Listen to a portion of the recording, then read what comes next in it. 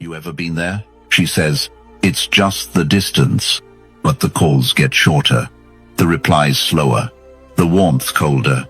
And suddenly, you're stuck wondering if the miles are really the problem, or if it's just a polite excuse for something she won't say out loud.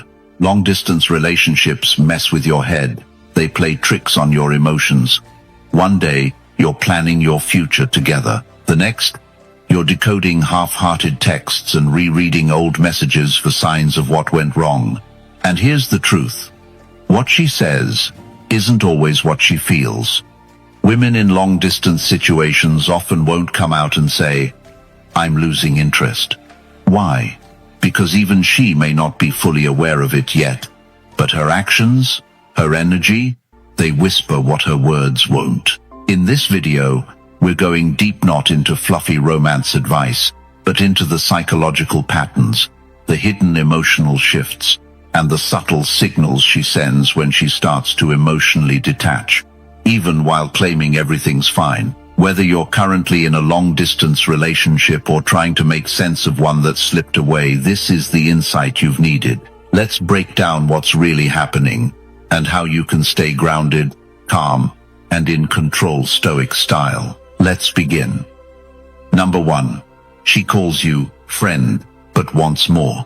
She says you're her friend, but her eyes linger too long on video calls. Her texts come late at night, and the way she laughs at your jokes, there's a softness there, something intimate. You feel it, she feels it, but neither of you is naming it.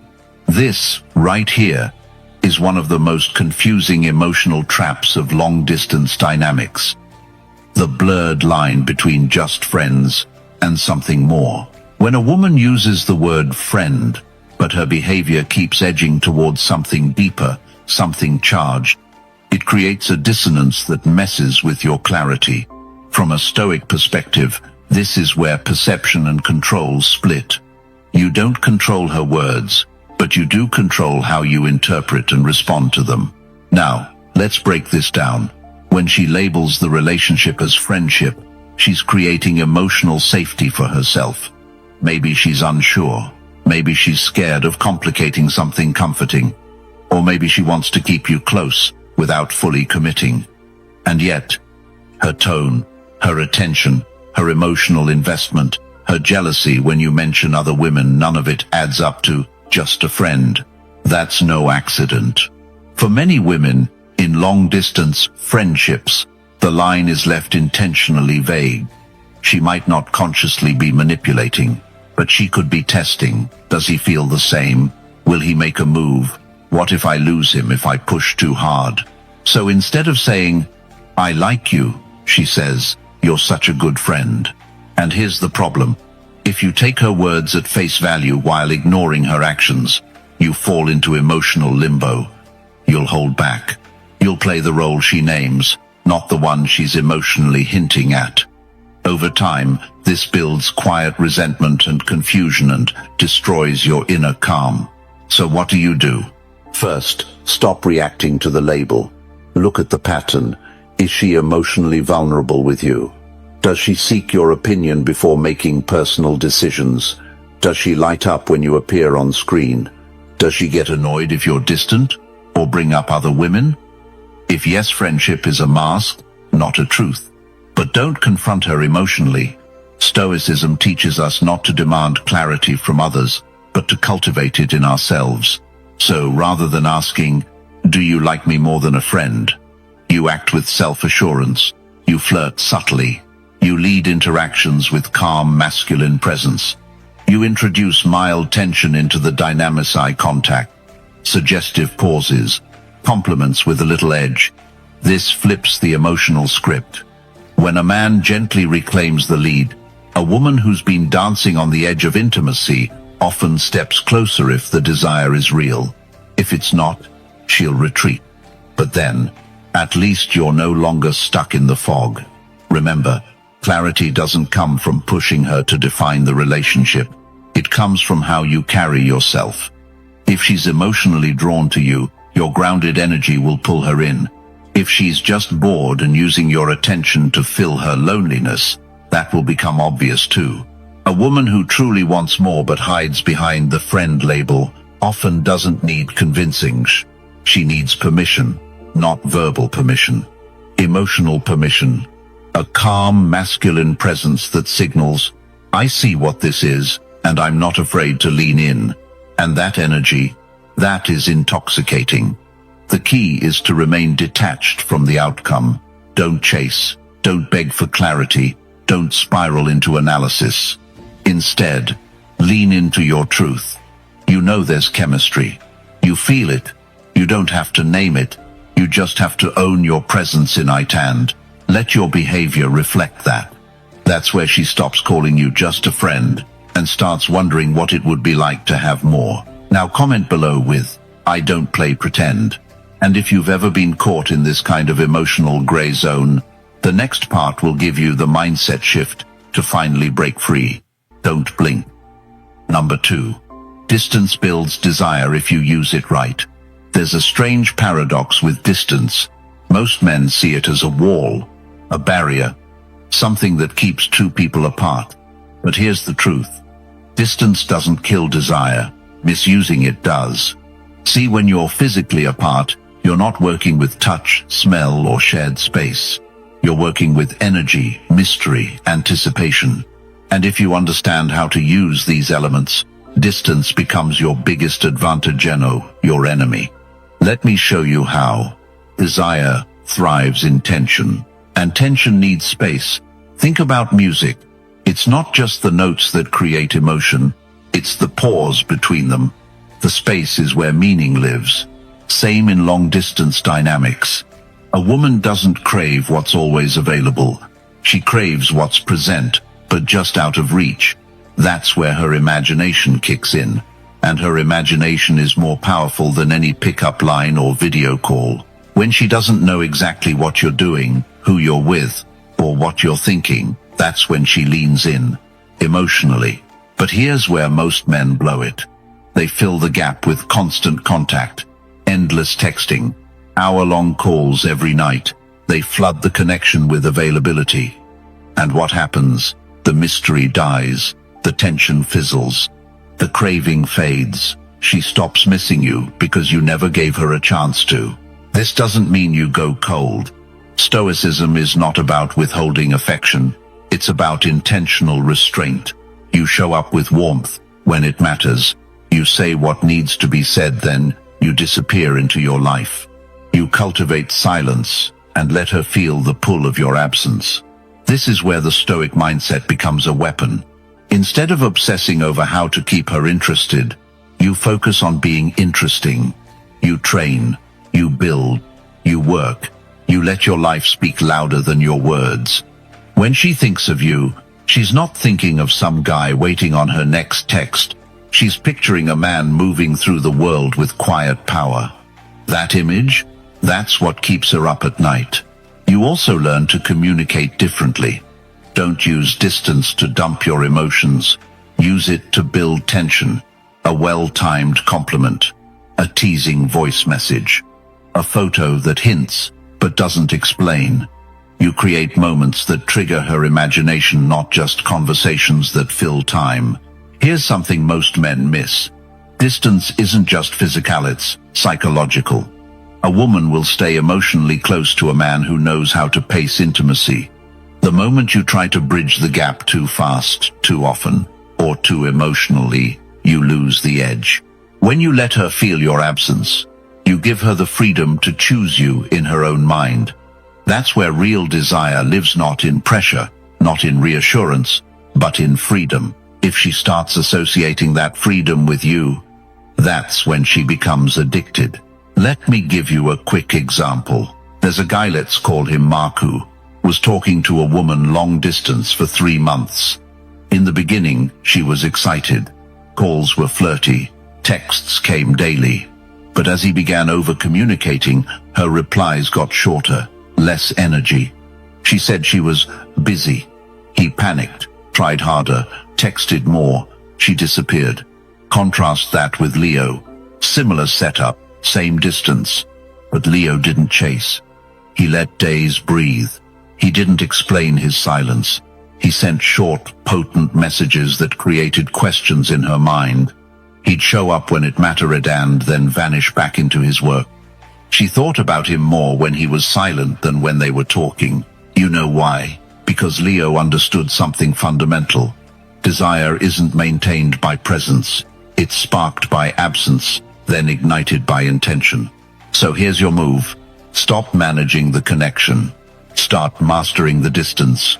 When she feels your silence isn't emptiness but masculine stillness, she'll crave your presence. Not out of insecurity, but out of attraction. When you use space right, you don't just maintain desire. You multiply it. Now comment below. I use the silence. And get ready, because what we're about to unpack next might challenge the way you've been trained to think about emotional availability. Stay sharp. Number 3. Stop being her emotional dump. Let's get something straight. You're not her therapist. You're not her crisis center. And you're definitely not the guy she should run to only when life goes sideways. But that's exactly where too many men end up in long-distance friendships or unclear emotional entanglements. She calls when she's sad. She texts when she's overwhelmed.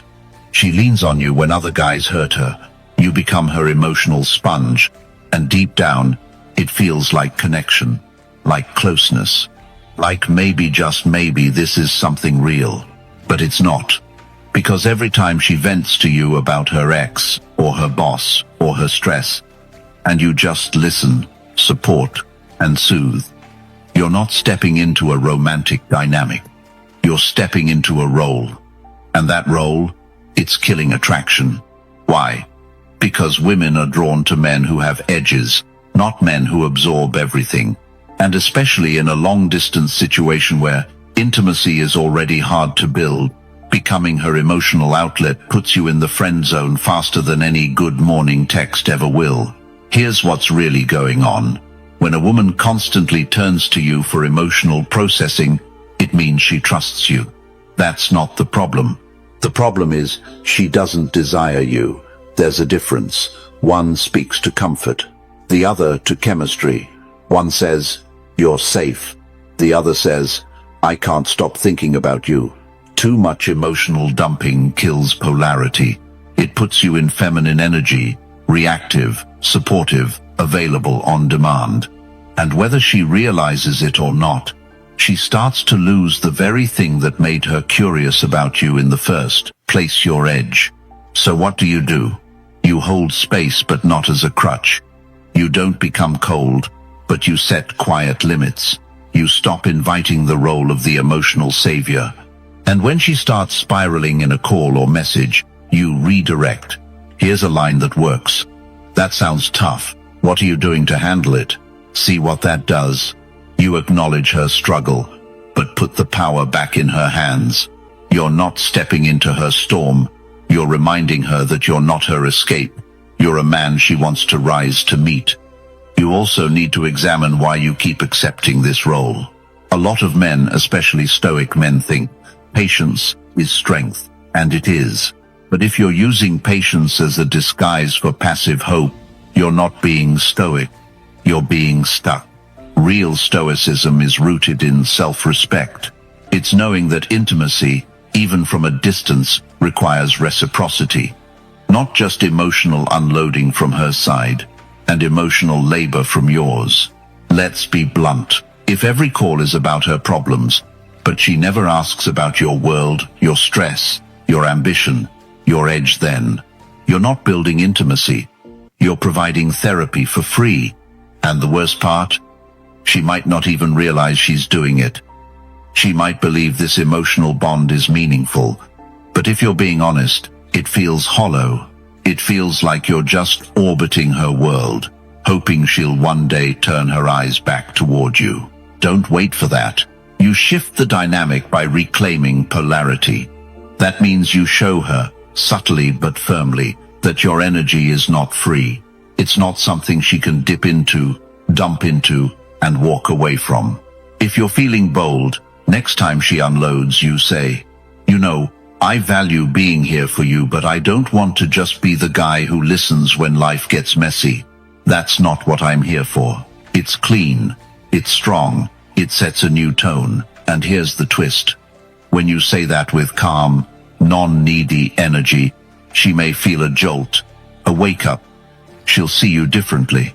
Because you're not just some friend anymore, you're a man with self-worth, with boundaries, with the kind of frame that makes her wonder what it would feel like to really be desired by you and earn that closeness. Now comment below. I'm done being the dump. And don't miss the next part, because we're going to flip this dynamic even harder and you'll see what actually turns the emotional tide in your favor. Number 4.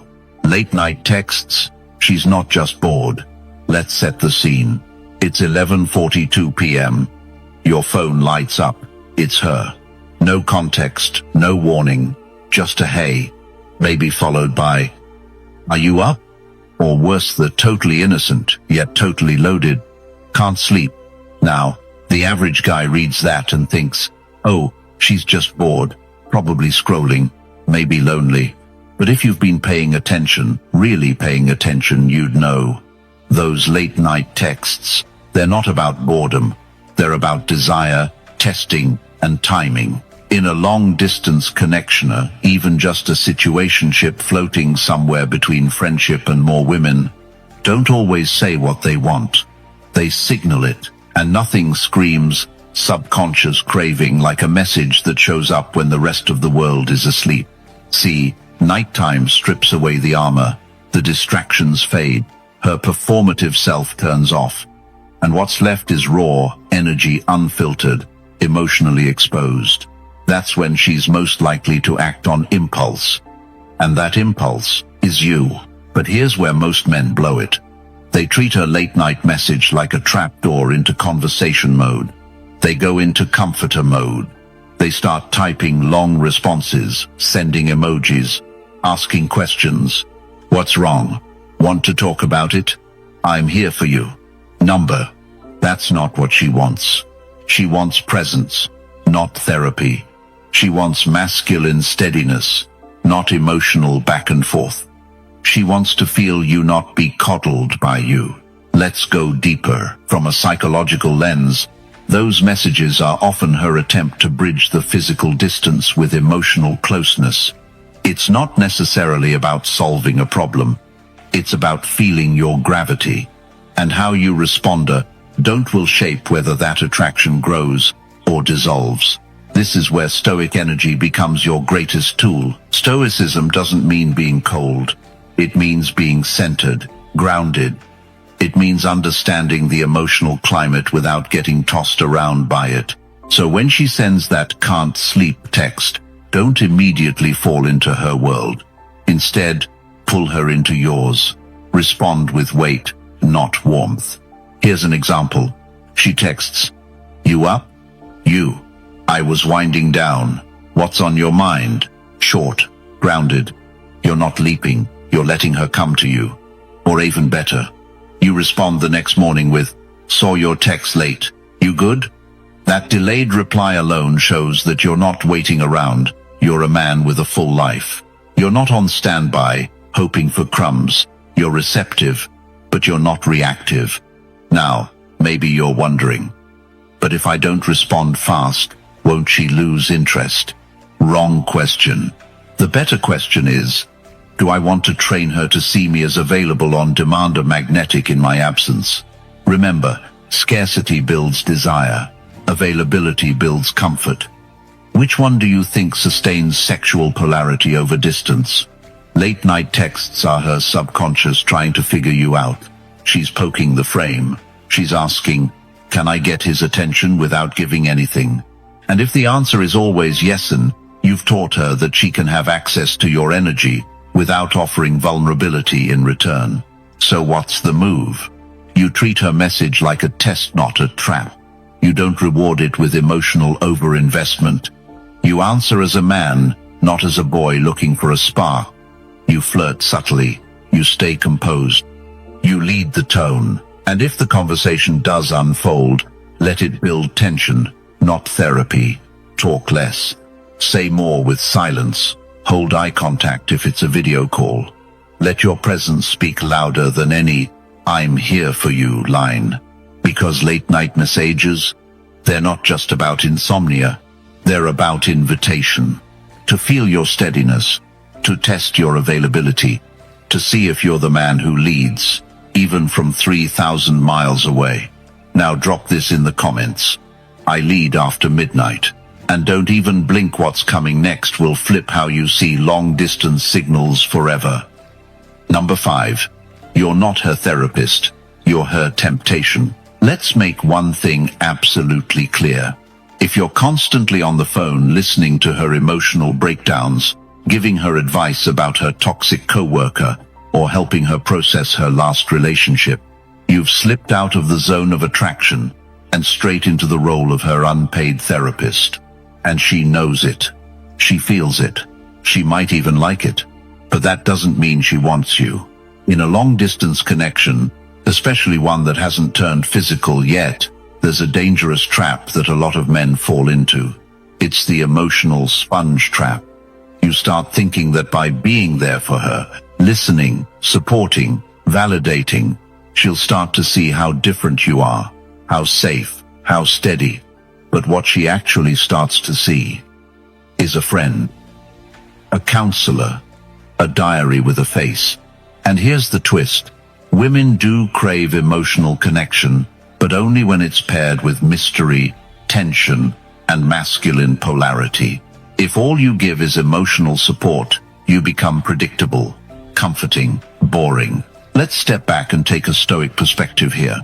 A Stoic man doesn't deny emotion, she just doesn't drown in them. He can sit with intensity, but he doesn't lose himself in it. He offers presence, not pity. And in a romantic context, that difference is massive. So when she texts you in a spiral saying, "I just don't know what I'm doing with my life," or "I feel like I'm always messing things up with guys," your job isn't to fix her. Your job isn't to therapize her. Your job is to hold the frame, stay grounded, and let your energy invite her out of the spiral, not dive into it with her. Because here's the truth. You're not the man she wants to cry to. You're the man she wants to crave. That means when she dumps heavy emotions on you, you acknowledge but don't absorb. Example, "I feel like I'm just not good enough for anyone." You. Maybe that's something you need to stop saying to yourself. "I don't buy it." Boom. Firm. Clear. No lectures. No therapy session. You reflect her words with quiet masculine strength. And in that moment, she feels something shift. She feels seen and challenged. That's attraction. Now let's be honest. Why do some men fall into the therapist trap? Because they're scared to introduce tension. They think if they don't show up as her emotional savior, she'll drift. They confuse support with seduction. But support without seduction becomes self-erasure. It erases polarity. It turns you into a pillow, not a presence. You need to remind yourself constantly, you're not her emotional trash can. You're her mirror, her mystery, her masculine force across the distance. And the more you lean into that frame, the more she starts leaning in too. So what should you do instead? First, cut down on long emotional calls unless they're mutual. If it's just her venting, cut it short. Redirect the energy. If she brings up problems, flip the vibe. Her. Work's been killing me. You need a distraction. Guess what I'd be doing if you were here? That line alone shifts her from stress to curiosity. It says, "I hear you. Now let me lead you out of that mood." That's power. That's sexual leadership. Second, be okay with not being her go-to guy for everything. You're not trying to win a loyalty badge. You're trying to keep the flame alive. And that means not being available for everything she throws at you. Let her have her friends, her mentors, her support systems. You stay in the lane of attraction, presence, and mystery. That's where the game stays alive. Lastly, understand this. Real desire doesn't come from being the safest place. It comes from being the most charged one. And sometimes, safety looks like you standing firm and saying less, holding the silence, letting her reach. Because when you stop playing therapist and start owning your masculine frame, she'll stop dumping and start desiring. So here's your move. Next time she overshares or spirals emotionally, don't fix, don't comfort, don't explain. Hold the energy, redirect the vibe, be the flame, not the blanket. And if you're with me on this, drop this in the comments. I'm her tension, not her therapist. And keep your pulse steady. What's coming next will flip the whole dynamic of your long-distance pull. Number 6. Voice notes, long paragraphs. Let's talk about a mistake almost every guy in a long-distance friendship makes: over texting. You know, the type paragraph after paragraph, sent like essays into her inbox. You explain yourself. You respond to every little thing she says, and before you know it, you're trying to connect through walls of words. But all she does is reply with a thumbs up, a lol, or worse, goes silent. Here's the truth. When it comes to building tension, connection, and chemistry from afar, long paragraphs are dead weight. Voice notes are the power move. Let me explain why. Text is flat. It doesn't carry your tone, your energy, or your presence. You could be saying the most seductive thing in the world, and it lands like a boring grocery list. And when your goal is to pull her in, not push her away, flat communication will kill the vibe faster than anything. Now compare that to a voice note. With just 10 seconds of your voice, you can give her a taste of you. Your calm confidence, your pacing, your humor, your restraint. A voice note hits different because she can hear you. It bypasses her logical brain and goes straight to her nervous system. The baritone of your voice, the pauses, the subtle smile in your tone. It's sensual without being sexual. It's confident without being overbearing. It says, I don't need to perform, I just speak. And that right there, that's magnetic. From a Stoic lens, this is about embodied presence. The ancient Stoics emphasized how power lies not in how much we say, but in how we say it. Brevity with depth, calm with weight, energy with intention. So when you send her a voice note, something like, just stepped outside, the sky's on fire, made me think of how your voice would sound if you were here right now. You don't need a reply. You don't need a, what do you think? Just that one thought, confident, effortless, unbothered, carries more tension than 1,000 typed characters ever could. And it does something else. It makes you real. You're no longer a screen name. You're a man she hears, imagines, remembers.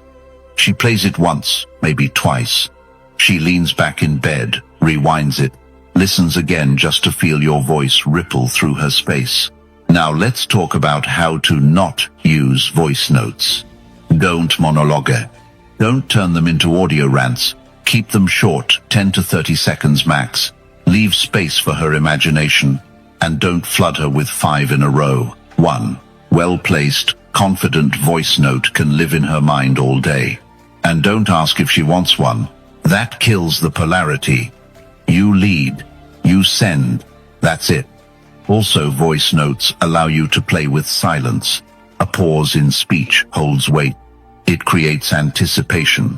Just like in attraction, silence can be louder than words. Here's an example. You say, pause whatever you're doing for a second, and picture Thisme standing here, waiting for you to show up.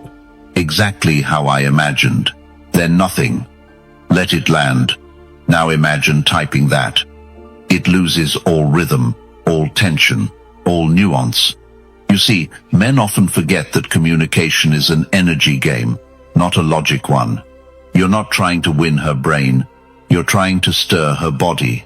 And when you write long messages trying to explain yourself, justify, or impress, you're using the wrong tool for the job. Words typed out give her information. Voice notes give her experience. That's the difference. So from now on, when you feel the urge to type out a monologue, don't pause, grab your phone, hit record, speak like she's right in front of you. Calm, smooth, unhurried. This shift alone can take your long-distance dynamic from lukewarm to charged. Because here's what most men forget. In her ears, you're either noise or you're tension. Make sure you're the second. Now, if you're done with sending essays and ready to spark connection with every word, drop it in the comments. I speak with tension. And don't go anywhere. What's next will teach you how to change the game without saying a single word. Number 7. Turn video calls into subtle seduction. Let's be real for a second. If you're in a long-distance friendship with a woman, and you're still treating video calls like awkward job interviews or therapy sessions, you're blowing your chance to spark real connection. Most men hop on a video call with the same dull script. How was your day?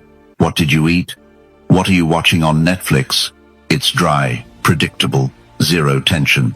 And zero tension equals zero attraction. Now here's the truth most guys overlook. A video call is a golden opportunity not to talk more, but to seduce subtly. Let me show you how. First, forget about performing. Seduction isn't about being loud, funny, or charming on demand. It's about presence, energy, timing. The most powerful moments in a video call don't come from what you say, they come from what you signal without words. Start with your environment. Set the scene like it matters because it does. You don't need candles and a jazz playlist. Just dim the lights slightly. Use a warm lamp. Be somewhere quiet and intentional, not sprawled on your bed like a teenager. Sit upright, but relaxed. Lean in slightly when she talks. Let your body language whisper, I'm grounded. I'm not here to entertain, I'm here to share space. Second, use your voice with purpose. Talk slower than you normally would. Drop your tone slightly. Let your words come from your chest, not your throat. Pauses are not awkward, they're magnetic. They pull her in. Think of your voice like a slow-moving river. Don't rush it, let her feel it. Now, what do you talk about? Here's the twist. It doesn't really matter. You can talk about the color of the sky outside your window, a dream you had last night, the smell of your coffee this morning. What matters is how you talk about it. Share experiences, not updates. Share a feeling, not a fact. Example, don't say, I didn't sleep much last night. Say, I kept waking up, kept thinking about what you said last time. Couldn't shake the feeling. See the difference? That line drops a pebble in her mind and lets the ripples spread. You're not dumping information, you're giving her a mood. And women don't crave information, they crave feeling. Now, here's where things get interesting. Eye contact. Most guys avoid it on video calls. They look away, check their phones, or worse, stare at themselves. But real power comes from being still and holding her gaze. Look directly into the camera, not at her face on your screen, and let that silence stretch a few seconds longer than what feels safe. Why?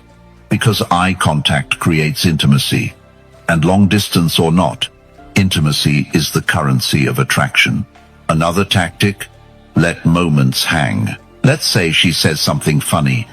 Instead of laughing like a friend, smile slowly. Let her see the smirk. Let her wonder what you're thinking. She'll feel it in her body before she can label it in her mind. That's where the magic happens. And don't always end the call the way she expects. Most guys drag it out. They linger. They wait for her to say goodnight. You stay in control. You wrap up when the moment's hot. You say, I've got to go, but I'm going to carry this look on your face with me tonight. And then you leave. That ending, it's unforgettable. It's clean. It creates longing. It flips the script. Remember, you're not trying to impress her. You're trying to create a rhythm, a feeling, an emotional residue that lingers after the screen goes dark. Now, from a Stoic angle, this is about calm command. The Stoics taught that seduction isn't chaos, it's control. It's discipline in how you show up. It's not faking passion, it's owning your desire without letting it overpower you. So turn your next video call into a moment. Make it textured, not technical. Lead it with energy, not effort. And most importantly, let her miss you when it ends. If you're done being the safe screen time guy and ready to be the one she replays in her head, drop this in the comments. I lead the call. And don't log off yet. What comes next might change the entire way you handle distance. Number 8. Lead the energy, don't follow it. Here's where most men in long-distance friendships go wrong. They become reactors instead of initiators. They wait for her mood, her tone, her texts, her vibe, and then respond. It's like emotional tennis. She serves, you return. But here's the harsh truth: if you're always following her energy, you're never leading the connection. In the dynamics of attraction, especially across distance, energy is everything. And energy, like attention, is meant to be directed, not chased. Let's break this down. When she texts cold, you go cold too. When she seems distracted, you try to match that so you don't look needy. But that doesn't protect your value, it erases your presence. She doesn't want a mirror. She wants a current, a man who sets the emotional tone of the conversation. Leading energy isn't about being aggressive or overwhelming. It's about being unshakable. When she's distant, you don't get desperate, you stay anchored. You don't flood her with anxious check-ins. You slow things down. You hold your ground. And, ironically, that calm resistance pulls her in more powerfully than any witty comeback or long-winded message ever could. Let's say you hop on a video call and she's clearly distracted, giving short answers. The average guy will either get passive-aggressive or start trying harder. Are you okay? Did I say something wrong? Wrong move. Instead, a man who leads energy would say something like, "Hey, you seem a little scattered tonight. I'll let you go do your thing, and we'll talk when you're more here." Boom. You've just reclaimed the energy. You've shown confidence, awareness, and boundaries. She won't feel abandoned. She'll feel awakened. Because you just showed her that your presence has weight. You're not some digital placeholder she can half attend to. You're not waiting around for a vibe to follow you. Create it. And in long-distance situations, this is even more critical. Without physical proximity, the only thing that makes you memorable is how you make her feel. Not the facts you share, not the emojis, not even the timing of your responses. It's how she feels in your energy. Stoic philosophy backs this up. Marcus Aurelius didn't wait for the world to align before he acted with intention. He led himself, his thoughts, his emotions, his posture, regardless of what came at him. That's the frame you adopt here. You decide the tempo. If the conversation is flat, inject some playfulness. If it's tense, offer calm. If she withdraws, don't chase, step back with strength. That's not manipulation, it's leadership. And leadership in energy builds sexual tension faster than any "I miss you" text ever could. So remember this. In every interaction, someone is setting the tone. Make sure it's you. If you're tired of chasing and ready to set the pace, drop this in the comments. I move first. And stay close. The next part isn't just about what you say or how you say it. It's about how you shift everything without even speaking. Number 9. Talk less. Let the silence burn. Let's get one thing straight. Words are cheap. And when you're in a long-distance dynamic that dances on the edge of romance and friendship, the overuse of words can actually kill the spark. Why? Because desire doesn't live in explanation. It lives in tension. And nothing creates tension like silence. Most men overcompensate in long-distance relationships. They send long messages, overexpress their feelings, or fill every quiet second on a call with chatter. But women don't crave constant updates. They crave presence, and presence is felt most when it's not trying too hard to be heard. Ever been on a call where there's a quiet moment, and instead of letting it breathe, you rush in with, "So, how was your day?" That's what I'm talking about. Instead, picture this. You're on a video call, and after a few playful comments, there's a pause. But instead of filling it, you just hold eye contact. You let her feel you watching her, not just talking to her. That moment where silence stretches just a little longer than expected, that is where tension is born. It's in that silence where her thoughts spiral. Is he thinking about me? Does he want me? Why isn't he saying anything? You've now taken her out of her head and into her body. And that's exactly where desire lives. This isn't about playing games or being emotionally distant. It's about mastering the art of subtle dominance. Stoics teach us to embrace stillness, to be unbothered, to find strength in restraint. That applies perfectly here. When you can sit in silence and still radiate groundedness, you shift from being a guy she talks to into a man who affects her. She remembers your energy, not just your voice. So if you're always the one trying to keep the conversation going, stop. Let her miss your voice. Let her lean in. Let the pause pull her. Here's your move. Next time you feel the urge to fill the space, don't. Look at her. Breathe. Let her feel your calm. And let her curiosity do the rest. If you're ready to stop talking and start feeling, drop this in the comments. I let silence speak. And don't go anywhere. What's next takes this even deeper. Number 10. If you want her, say it without needing her. There's a razor-thin line between expressing desire and begging for attention. And she feels the difference instantly. One makes her pulse race, the other makes her cringe. Let's be real. In a long-distance dynamics, especially one floating in that hazy gray area between just friends and something more, she's always reading between the lines. Every message, every tone, every pause. She's scanning not just for what you want, but why you want it. So here's the key. Desire becomes powerful when it stands on its own without neediness attached. Wanting her? That's honest. That's masculine. But needing her to respond a certain way, needing her to validate your emotions, that's pressure, that's insecurity, and it suffocates attraction. There's nothing wrong with saying, I want to see you, or I think about you when I hear that song. But the energy behind those words needs to come from confidence and no dependence. Think of it this way. A stoic man doesn't suppress his desires, he just isn't ruled by them. You can tell her you're drawn to her. You can flirt. You can express the heat. But if she doesn't reciprocate in that moment, you don't flinch. You don't spiral. You stay grounded. Because your sense of worth isn't hanging on her reply. That's the difference.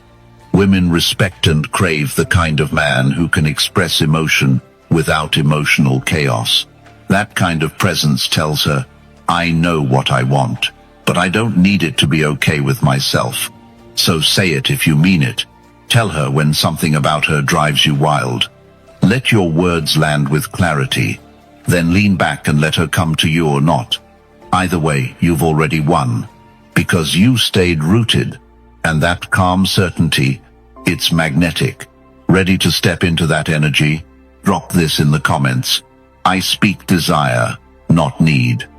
If any part of this resonated with you, if you've ever felt that quiet pull and wondered what it really meant, then you're not alone. Most men never get taught how to read these signals, but now you see it.